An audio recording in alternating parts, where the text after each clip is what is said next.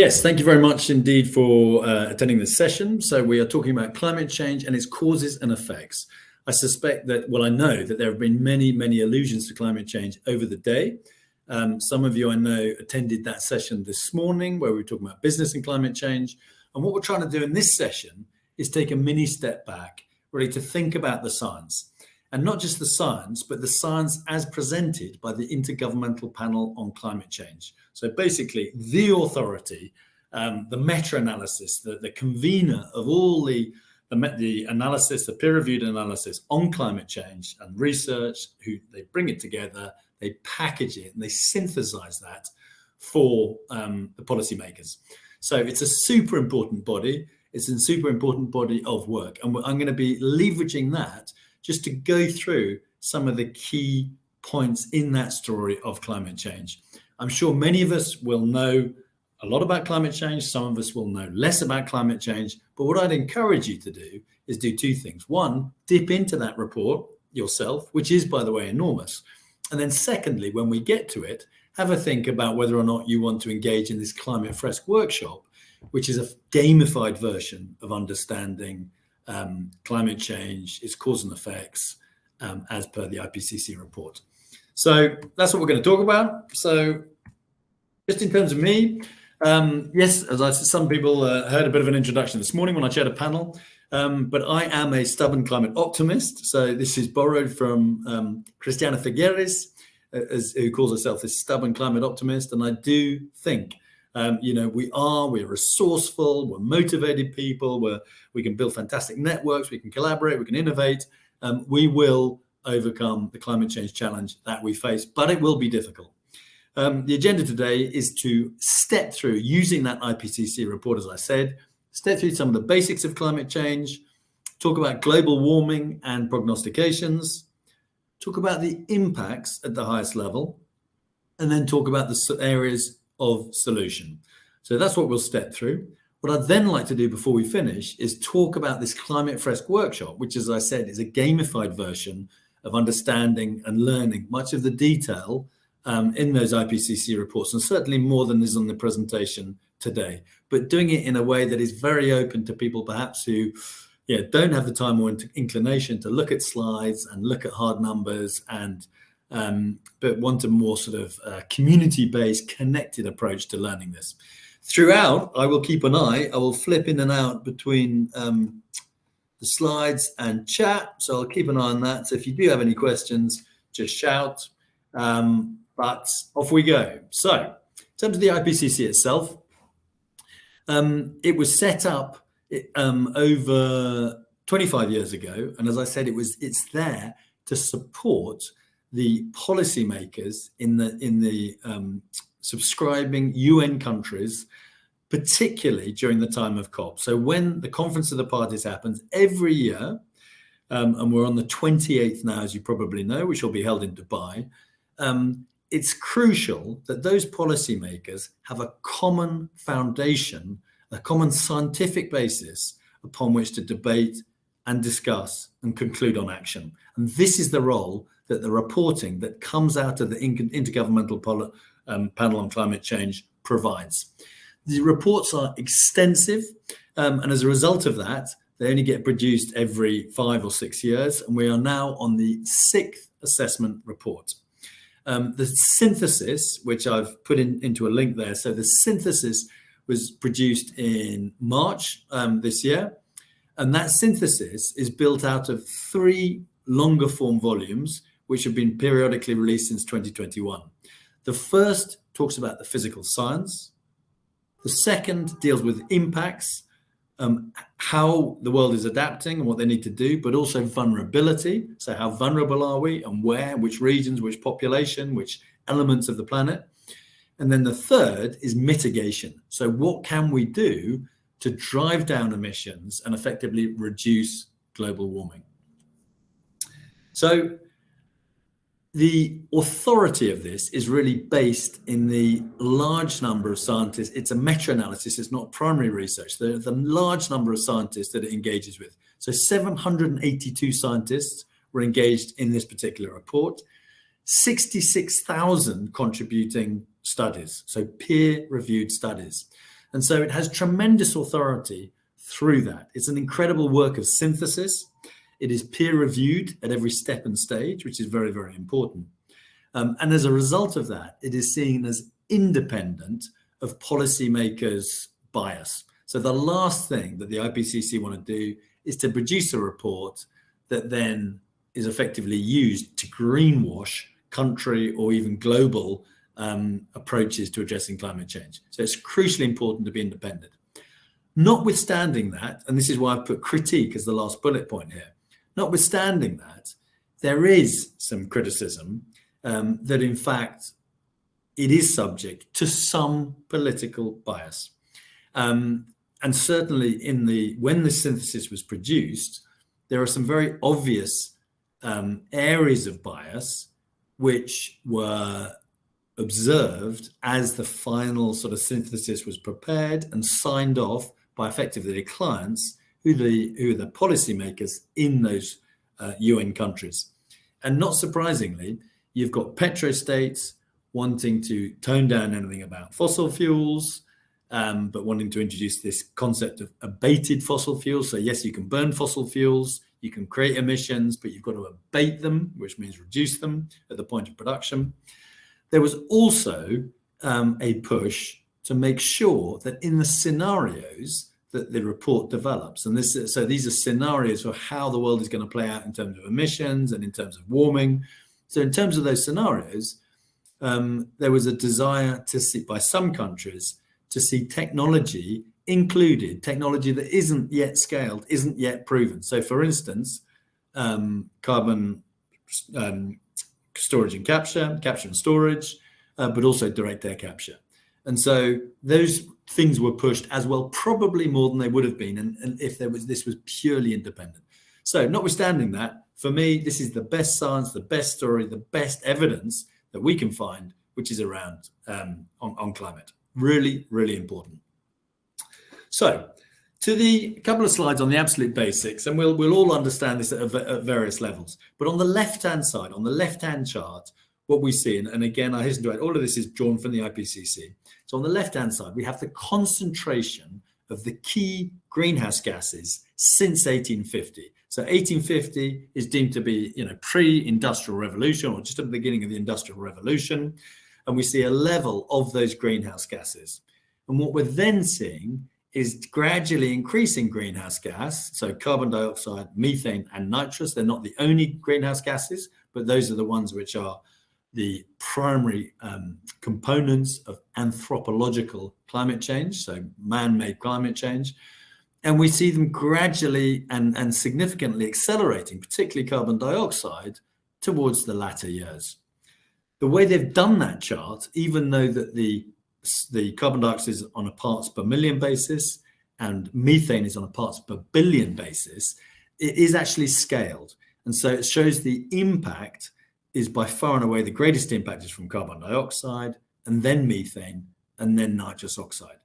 So I just reiterate the point. So these have been chosen because these are the ones that man and man's activities, or mankind and mankind's activities, have through those activities, through the burning of fossil fuel, the keeping of livestock, the use of fertilizer in agriculture, have caused to increase, and they are increasing rapidly. The second observation is surface temperature. Now you can imagine how difficult that is to assess on an accurate basis. But they've used the best measurement basis, the best science, and as you get back to 1850, you can imagine it's even more difficult to be absolutely sure about the temperature.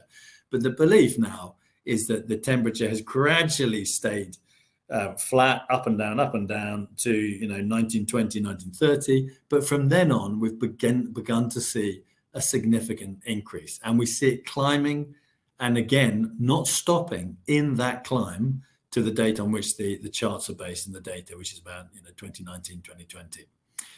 The color charts, you've probably seen those before.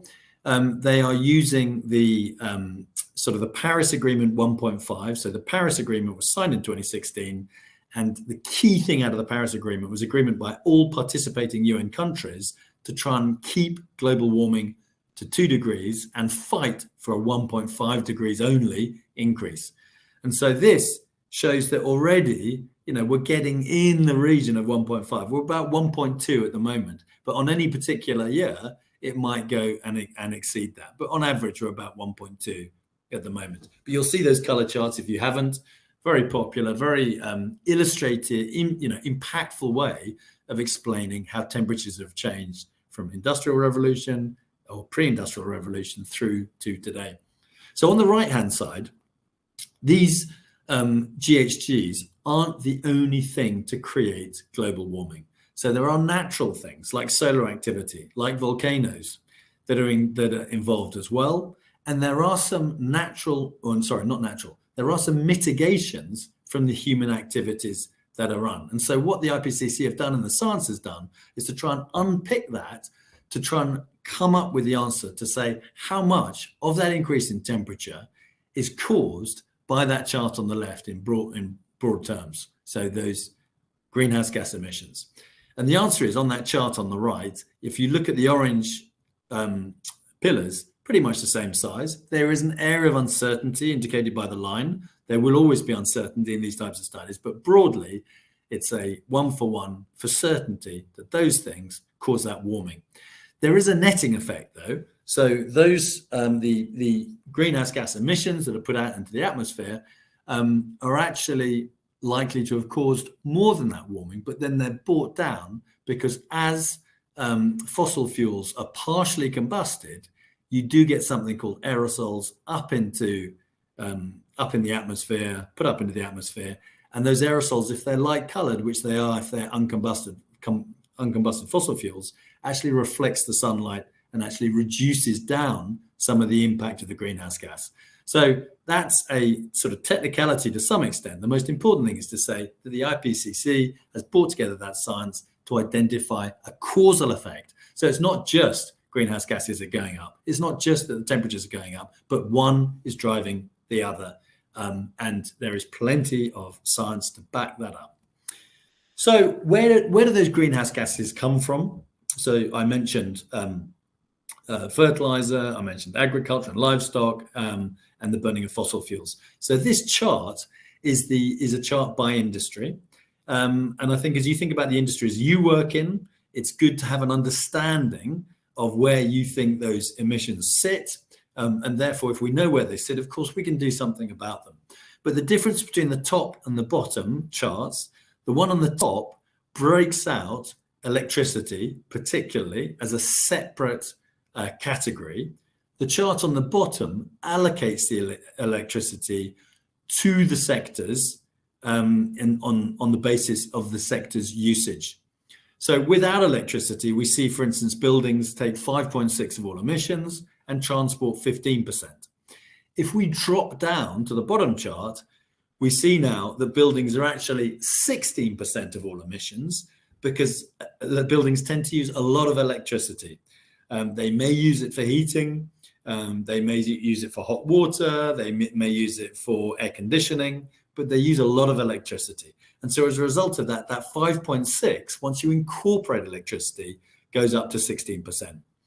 If you look at transport is 15% on the top chart, but it drops down to 15% on the bottom chart.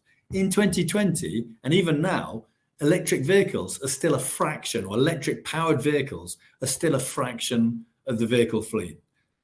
Be that shipping, be that aviation, be that cars. And as a result of that, the allocation of electricity makes hardly any difference. You still got 15% of emissions, which are direct from transport. And so that is the burning of fossil fuels, of aviation fuel, of diesel and petrol for cars, for example, which drive that. And in the notes below, you see the allocation by aviation, by road. So road would be cars, both cars, two wheels, as well as lorries. You see the allocation, the allocation by different sector under direct. If we then get to agriculture, so agriculture is 22%. So more than buildings and more than transport, a huge proportion of what we're talking about in terms of those fossil fuels. And remember, we had methane and we also had nitrous oxide.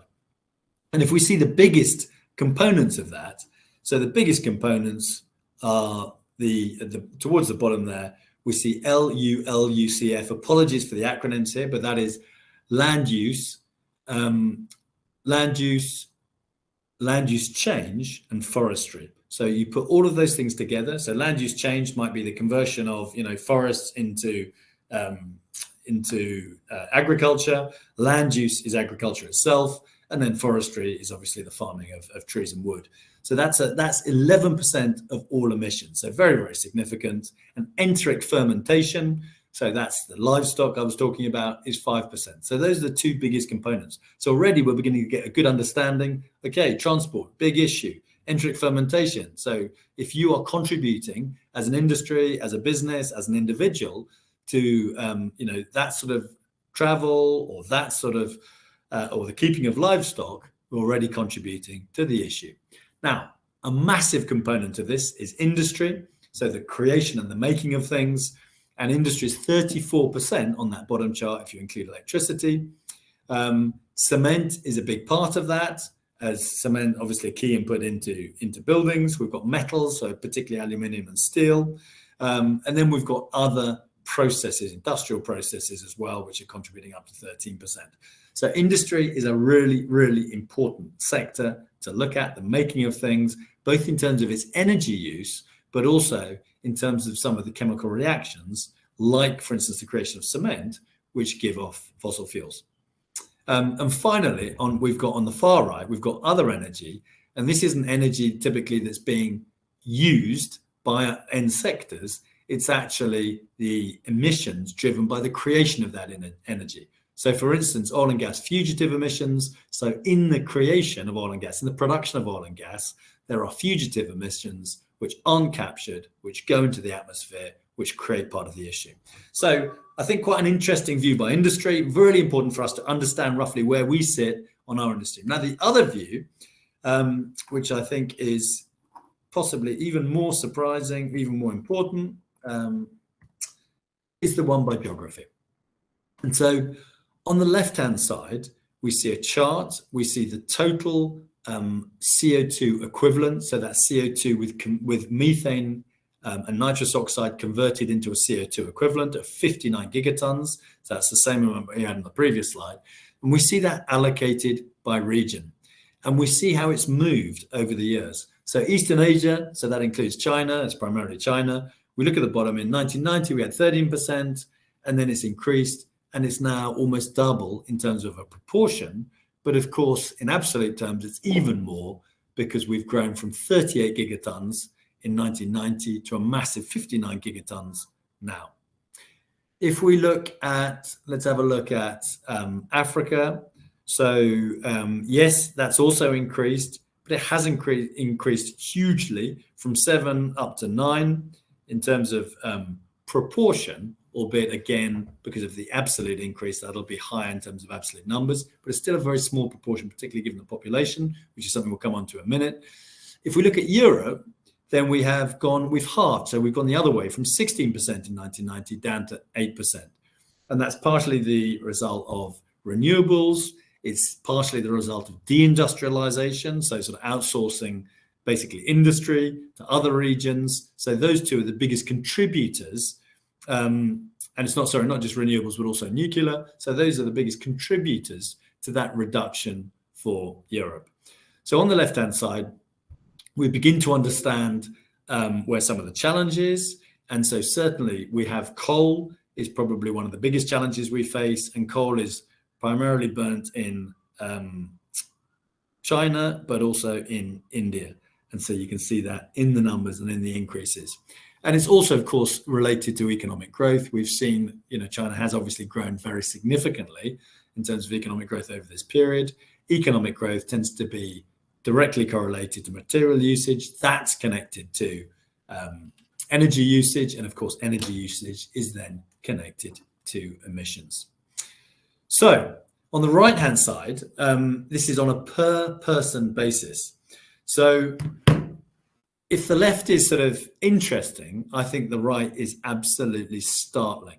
So look hard at that chart, and that tells you that in North America, So we're talking about 20 tons of carbon dioxide or carbon dioxide equivalent per person per year.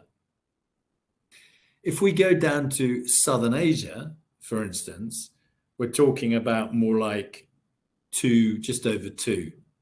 So it's almost 10 times more is used by somebody in North America than in Southern Asia. Now, the population is across the bottom, and so the area of each of those rectangles shows the share of total emissions. So if we look at Eastern Asia, we've got a great big block. We know that's 27 from the chart on the left-hand side chart, 27%. We see a very large number of people, and the average in Eastern Asia and China is just over 10, so half North America.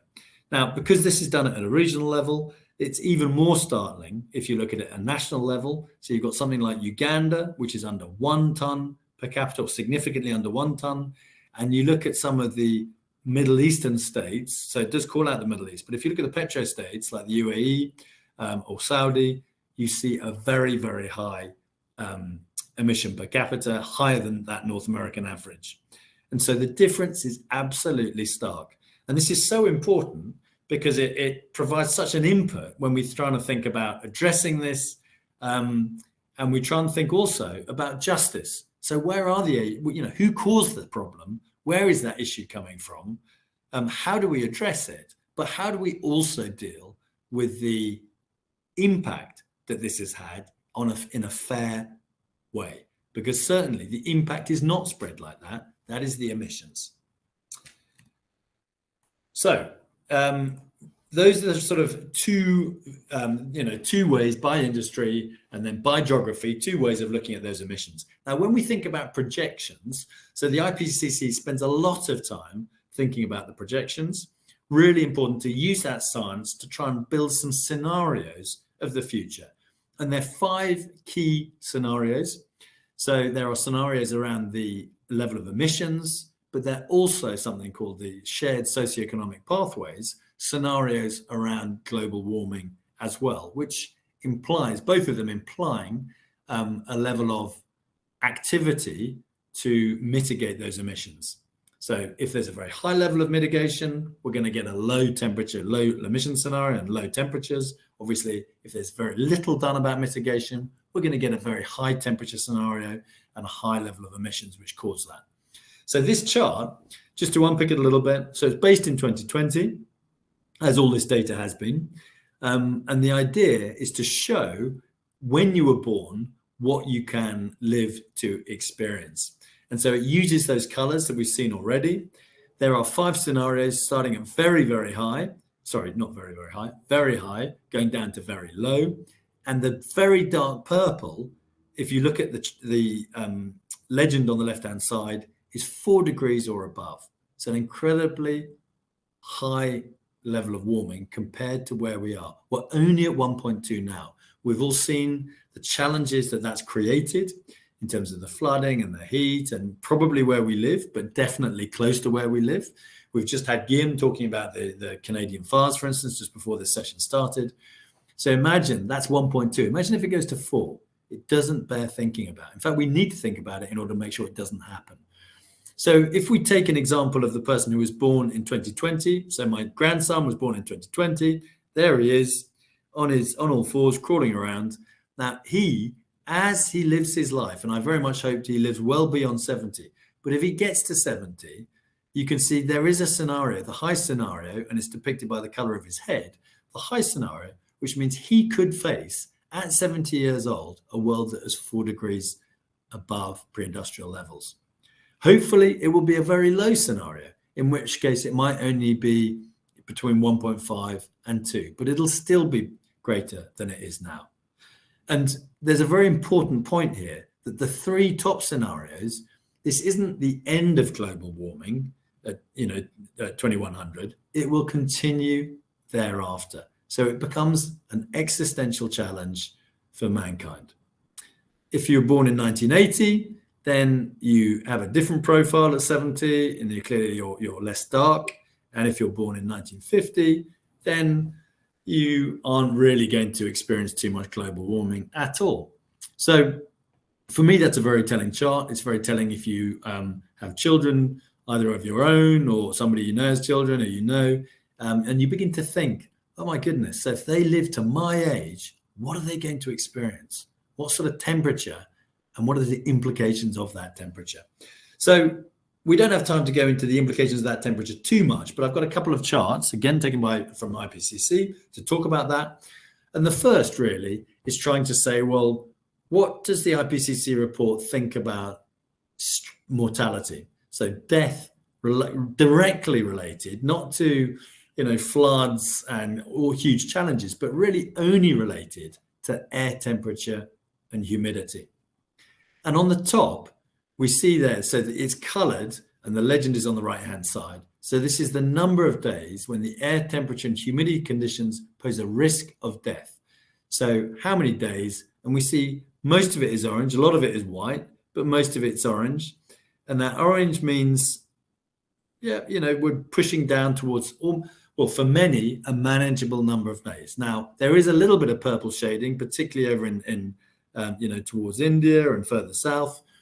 And certainly if you're working outside and you don't have the opportunity or access to air conditioning, you don't have the opportunity to shield yourself from that heat, even a single day can be a risk of death. So it is very, very serious on the top. It's very serious now. But if we drop down to that picture of the map below and we look at the expansion of the colors, we look at the expansion and the darkening of the colors, then we begin to see some parts of the world which are going to be experiencing only under a 2 degree warming. So this is a relatively low scenario. We're going to be seeing that risk of death very, very significant unless you have access to mitigants, like, as I said, air conditioning, etc., or sort of cooling area or something else.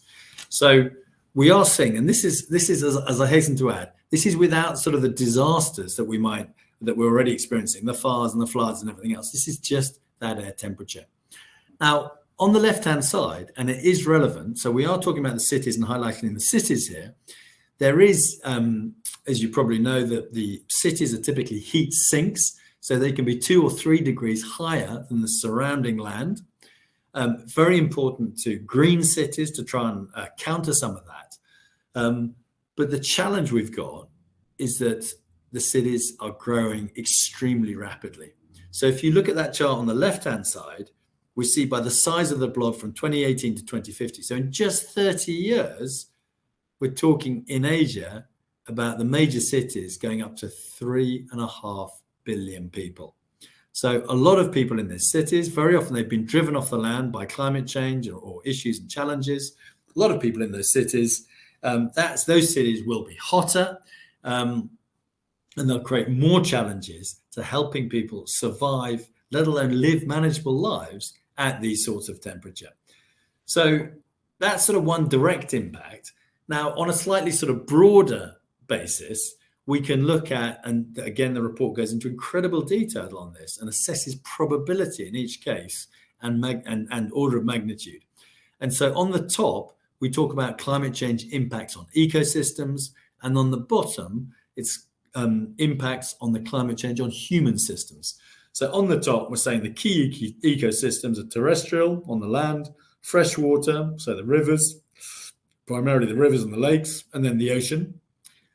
So for each of those, we've got changes in ecosystem structure. So for instance, in Kenya, you've got Lake Baringo, in fact, getting fuller and deeper and larger, and you've got other lakes like getting smaller and drying out. So you've got lots and lots of challenges around, or changes in ecosystem structure. Now we know that the ocean is rising, that's one change, but it's changing its constitution, it's changing its temperature, and so that whole ecosystem is changing as a result of that. And of course, terrestrial, through desertification, through excess water, etc., is happening there. So in the middle, we talk about species. So again, we've got species change in each of those ecosystems, and we might know and have seen some of that species change in and around us. The changing biodiversity. They call it the sixth extinction that is undergoing, the lack of insects. So we might see the species change, which not wholly, but in part is caused by climate change. And then there is changes in timing. So it might be broadly similar, having terrestrial, freshwater, and ocean, sort of no massive change, but there might be a change in timing of what happens, a seasonal change. And so, for instance, as we drop down to the impact on human systems, when we think, for instance, of food and food production, a change in timing can be fatal. You're a farmer, you sow your seeds, and you get a change in timing of the rains, and your harvest may well never happen. Your crop might be ruined. And so across the bottom, we see the human systems listed. And then on top of that, we see the impacts, and we see the sort of broader title and categories. So the first one is water scarcity and food production. The second is health and well-being. And the third is cities, settlements, and infrastructure. And this is where there is analysis and good analysis to try and understand the impacts that we've seen. Damage to infrastructure in Pakistan, for instance, was about a third of the entire amount of money that has been set aside by the global north to provide to the global south. That 100 billion that you've probably heard about, talked about every year, and not yet paid. So damages to infrastructure on the right-hand side can be hugely significant. We've all seen flooding in or near us, almost certainly. So that's another impact on cities, settlements, and infrastructure. In the middle, we see the increase in some infectious diseases.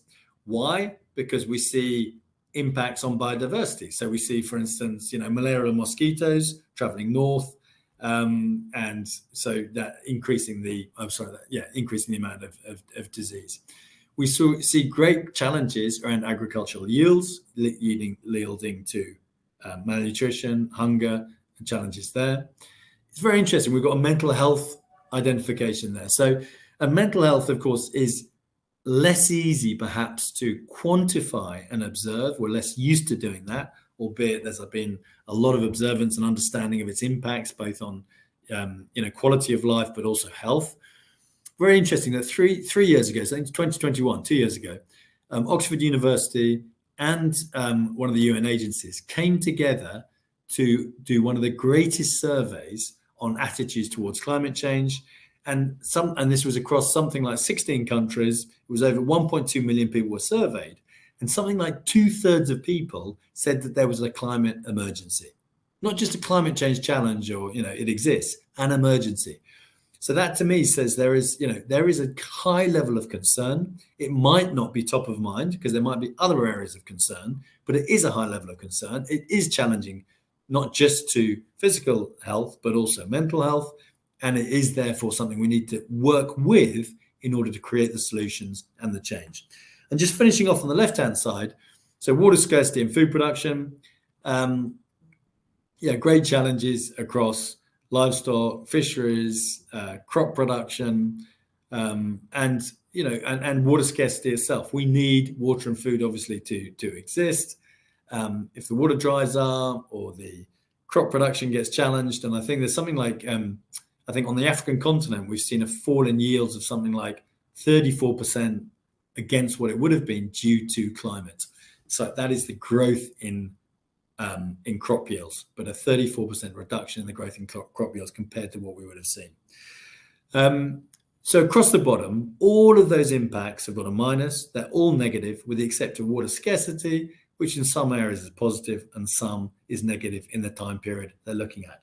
So what I wanted to do really by talking about that is to just give you a framework to thinking about the challenges that we face, rather than go into any specific detail about particular disasters, many of which you will have seen yourself. Now, as if that wasn't quite a lot to take on, and we're all, I'm sure, wrestling with assimilating this and trying to understand why we're not doing more against it, we do have something called tipping points, and those tipping points have been identified. So they're typically talked about as 9 key tipping points, and the tipping points are really stages or natural phenomena which are getting disrupted, and when their disruption reaches a certain level, they have knock-on impacts on other parts of the planet, creating an exacerbating climate change. And so one, for instance, is permafrost. So we've got an H over above Russia there, or at the north end of Russia and Siberia. And so we have permafrost, so we have permanently frozen ground, or it was permanently frozen until the atmosphere started heating up. And we're seeing that permafrost now melting in some areas.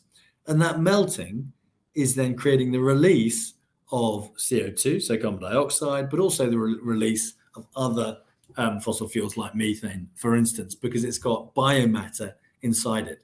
So what we see there is the atmosphere warming, the atmosphere melting the ice releasing CO2 or greenhouse gas, the greenhouse gas creating additional warming, the warming warming the atmosphere, and on it goes. So there's a cycle there which is unhelpful to us, in addition to the fact that if that tips over a certain level, then that in itself is connected by that drop in Arctic sea ice. So there is a connection between the tipping points, and in addition to that, they themselves very often are caught in that sort of vicious cycle which contributes to the global warming. So the good news, we've got two real types of sort of thing that we need to do in first order. One is to mitigate those emissions, so bring those emissions down so we don't see those big challenges that we're talking about. And the second is to adapt, so when the inevitable climate changes do happen, when we do get the floods, we do get the rising sea, then we are ready to accommodate that. So this slide is about mitigation. So apologies for so much data on it. I've got the link down there for you to look at it in more detail. But what this chart says is by sector, it talks about the mitigation options. So the colors in the middle and the bar length, this is the opportunity for each of those mitigation options to contribute to net emissions reduction in 2030 every year. So one of the things to do here is just to look at the longest bars in order to see where the biggest opportunities are for mitigation, for reducing net emissions reduction. The colors of the bars show an approximate cost, a relative cost for exercising that option. So for instance, if we look then at wind energy and solar energy, they are pushing out, so they are amongst the longest bars. They are close to 4 or over 4. So wind is close to 4, solar is over 4. So they are seen as together, they're seen as being able to combat maybe 16 to 20% of total emissions if we exercise them and we develop them to scale. The good news, of course, is the incremental cost of those technologies are coming down. There is a high take up of those, but it needs to be accelerated to really deliver on that mitigation.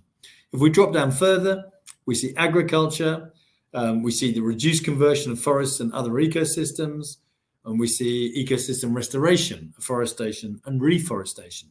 So each of those three areas under that second sector, all long bars, all tremendously important options, and anything to do, of course, with reforestation or reduced conversion of forests and other ecosystems is very likely to maintain biodiversity as well. So they have a double hit of not only bringing down the emissions of greenhouse gas, but in addition to that, protecting the environments that we need, that our flora and our fauna require to survive. So we could go into any one of these to talk about it, but there are many options.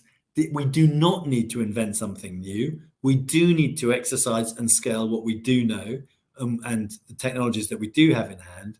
And it's absolutely critical for us to understand where the emissions come from, what technologies are available to address those, and what we can do about it. So that is the key message for this slide. So that's mitigation. So it's not just about the supply side, it's also about us as consumers. And so this chart is a high level, very high level view of what we might do as individuals or as communities. And the colors, the options are striped across transport, building, and food. And we see that, again, the length of the bar telling us how much of an impact any of those have. And so, for instance, we've got three categories: avoid stuff, shift your consumption in certain directions, or improve. And so, for instance, avoiding, the biggest one there is living car free. Stop using the car, use public transport. Not everybody has a car, by the way. Sorry, I apologize for anybody who didn't. There's an assumption there. People might want one and not have one, or not want one and not have one. But either way, if you live car free, you are contributing to a better future for us all. And those with cars, we should consider ditching it for public transport. That is one of the biggest things that we could do. Also, fly. A lot of business people fly and fly a lot. We need to stop that, and not just business people, but people lucky enough to do that on holiday as well. It's a small proportion of the global population. It's got a very big impact on emissions. So again, consider those flights. Take the bus journey. Take a 30-hour bus journey. I went from London to Austria. It was great fun. 60 hours on a bus, 2 days in Austria for a christening. But believe me, it was fun, much lower emissions, and it was cheaper. So, and then to shift the next one down, we see vegan diet. So vegan diet addresses those challenges around livestock, enteric fermentation that we heard about. So that creates another opportunity around mitigation. And again, it emphasizes public transit option. And we drop down to improve. And again, this is only really relevant to people who have cars, or possibly who have some influence over where they live. So if you can switch to renewable electricity, or encourage your landlord to switch to renewable energy, if you can refurbish effectively, and if you can use an air source or a ground source heat pump instead of, for instance, a gas boiler that we use in the UK, you can make significant inroads again in terms of the amount of CO2 equivalent saved. So Simon King at the beginning of the day talked a lot about the consumer choices here. We've talked about the supply side on the previous slide. Now we're talking about this demand side. So it is both consumer and supplier who need to step in. But just very quickly here, I'm keeping an eye on the time here. So just in terms of adaptation, we need to get ready to prepare ourselves for what will happen. Even if we massively reduce emissions, they're still going up at the moment. We need to reduce them and get rid of them before we can be in the clear. Otherwise, we'll still have a tail of global warming. And so we know that we're going to have decades of increased temperature, whatever we do now. We can limit it, and it's very important to do that, but we will have some increase in impact. So these are some of the risks, but also some of the adaptation responses. So if you take any of these risks, like water security or food security, on the left-hand side, or by sector, then we know that we've got climate responses and adaptation. So for instance, for food security, we can think about much more efficient livestock systems. We can think about improved cropland management. On land and ocean ecosystems, we can think about agroforestry. So we have great examples of what we can do. It's very important that we choose options that don't make the emissions worse and create mitigation challenges. So this is adaptation. So ideally, we look for nature-based solutions which contribute both to adapting, so reducing the incidence of floods locally, for instance, but which also contribute to biodiversity and don't contribute to emissions. Just one sort of reflection on what we're seeking by what we call climate action. So we said climate action has got two parts. It's got mitigation, which is sort of net zero is really shorthand for mitigation. So the net zero by 2050 is the sort of strap line for keeping temperatures within the Paris Agreement, so 2 degrees and hopefully 1.5 degrees. Resilience is what we're trying to build as a result of adaptation, so local resilience against climate challenges. But we want to do this in a way that is fair. And so justice is crucially important. So we need to do it in a fair way and include people in that decision making. And then finally, circularity. So we want replacement systems which are better than our existing systems. So for instance, if all we do is to replace the existing stock of vehicles with electric vehicles, we're going to store up huge issues in terms of obsolescence, in terms of pollution, landfill, mineral extraction. We're going to store up massive issues. And so we need to find replacement systems which are circular, which are regenerative, which help us all, rather than just replace a bad system with another bad system, albeit it might help us in the short term with emissions.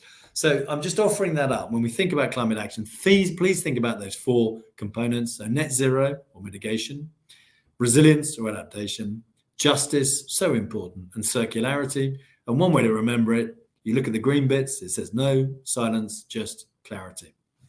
To finalize this presentation, I'd like to talk about Climate Fresk. So Climate Fresk, the IPCC reports are dense, they're heavy. This presentation has probably, hopefully not been too dense and heavy, but you can see even just skimming it is a lot of detail. So what Climate Fresk has done, this is a French NGO. The genius here is that Cedric Ringenbach took those IPCC reports and he's broken down the most important parts of the IPCC reports into 42 cards, and you then play a game over 3 hours to do the cause and effect of the IPCC reports. You talk about your emotions on climate change, and you also think about actions, what we can do both at a system level and individually. So it is a fantastic 3 hours. It's super important. It's a great way of bonding, making connections, and it comes at a critical juncture when we see those emissions rising. Just in terms of those numbers I've got there, 1.3 million people have now been through the Climate Fresk. 62,000 people have trained as facilitators. 156 countries have facilitators in them. And then 83%, I knew I've forgotten what the 83% is. I might come back to that. Yeah, I've lost me. So we've dropped down to the next bullet, 6, 9.5, and 9.4. So we've had 6 workshops for PMI people. The scores on those workshops from 1 to 10 for both, was it useful and was it enjoyable, and average 9.5 and 9.4. PMI people understand this is important. They engage, they commit, they enjoy it. We want to drive towards that. It is a point that this is multifunctional. So you can think about this and use this in many different ways. You can use this to drive out into your clients. You could use it yourself to educate your friends and family. You could use it to educate your peers. And 50% of the people who we have trained we have put through the workshops have chosen, the ones who have fed back that is, have chosen to be facilitators. So they will then begin to facilitate as well. So you can see we've got that pyramid structure. We'll educate many more people as we go. We hope to embed it in PMI. And Stuart Thorpe, who you might have heard and seen during the day, he's going to be presenting this to the European leadership as an option to try and bake this into the approach for PMI next year, one in terms of the learning inventory. In the interim, if you are interested in this, do look it up. Go onto the website and have a look. Or email me or bang in your email into the chat and I'll pick it up and I'll get in touch. But we do want that consistent story around climate, that awareness of some of the things that I've talked about in a way that's easily accessible, and that we can take that out to everybody, to experts, to people to deniers, to people who don't really know much about climate change at all. It's a very accessible format. So with that, I will just come back. I will thank you very much indeed, and apologies, I didn't look at the Q&A. So now we've just in the last few minutes, I'm looking at the Q&A. So what have we got here? Air conditioning. Yeah, very good point. So Guillaume, yeah, air conditioning is a big issue. I mean, if you think in India particularly, we've got air conditioning coming in. Obviously, as the middle class gets more wealthy, absolutely critical to buy an air conditioner. In air conditioning, you have coolants. Those coolants are very powerful greenhouse gases. So we've got to be very innovative about developing better coolants, one, and secondly, end of life, really important to manage effectively. Yeah, Catherine, exactly. It's a dilemma. It is a dilemma. £6 grand, thank you. Thank you. So buses, yeah, great. Okay, food security. Yeah, very challenging. I think when we think about food security now, rather like energy as well, we are trying to think more locally. How can we think more locally? That's going to be a challenge because we've got established food chains. We've gone globalized. We've had 20, 30 years of globalization. I think the some of the basic assumptions and premises around globalization, both for political reasons and because of climate change, are being damaged at the moment. So I think food security, in part, has got its answer in changing our diets, going more local. In part. I'd only have an in part answer. Okay, thank you so much, everybody. Thank you for attending. Very good luck. All the best with what you do. If you are interested in that Fresk thing, then certainly I will get in touch with you, or look out for Stuart Thorpe and any announcements he makes. We do want PMI to pick that up and run with it and get people to, the whole of PMI ideally, to do it. All become facilitators and educate the entire world on the things that we've talked about. It's important. Thank you so much.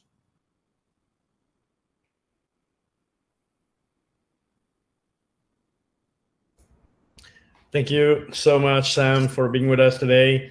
Really important topics, really great presentation, and I'm looking forward to have you speak in North America as well about that, because yes, this is at the heart of everyone's life. So let's make something happen.